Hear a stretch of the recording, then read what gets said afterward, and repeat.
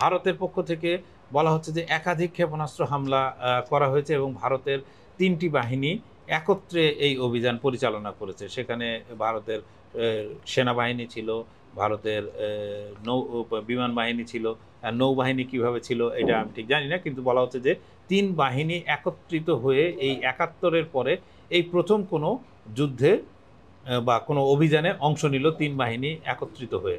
তো এইটা একটা যেরকম দিক, পাল্টা দিক হচ্ছে আবার পাকিস্তানের পক্ষ থেকে দাবি করা হচ্ছে যে তাদের বিমান বাহিনী ভারতীয় হামলার পাল্টা জবাব দিয়েছে। তারা নাকি 5টি ভারতীয় যুদ্ধ বিমানকে বিধ্বস্ত করেছে, এরকম দাবি কিন্তু পাকিস্তানের পক্ষ থেকে করা হয়েছে।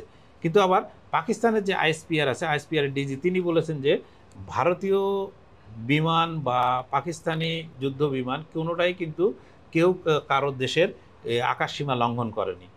ফলে এই যে বিমান বিধ্বস্ত হয়েছে, এই বিমান বিধ্বস্ত যে কারোর ক্ষেপণাস্ত্রে আঘাতে হয়েছে না সেটা নিজেই এই অ্যাক্সিডেন্টালি ভেঙে পড়েছে, আমি বলছি যে পুরোটা মাত্র এখন 24 ঘন্টাও কাটেনি, বড় জোর খুব বেশি হলে 14-15 ঘন্টা এই ধরনের ঘটনা বা হামলার পরে 14-15 ঘন্টা সময় কেটেছে। ফলে পুরো বিষয়টা কিন্তু পরিষ্কার না।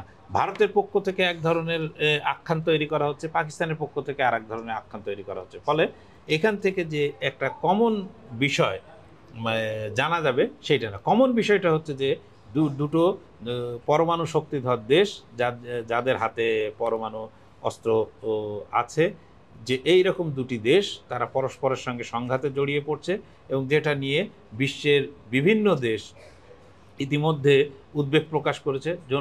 মার্কিন প্রেসিডেন্ট ডোনাল্ড ট্রাম্প আপনি কালকে যখন হামলা হচ্ছে তখন তিনি তার ওভাল অফিসে যাচ্ছিলেন, ওভাল অফিসে গিয়েও তিনি কিন্তু কোনো ভালো প্রতিক্রিয়া দেননি। তিনি বরং তাদেরকে ভারতকেই বরং কিছুটা সমঝে চলার জন্যই বলেছেন।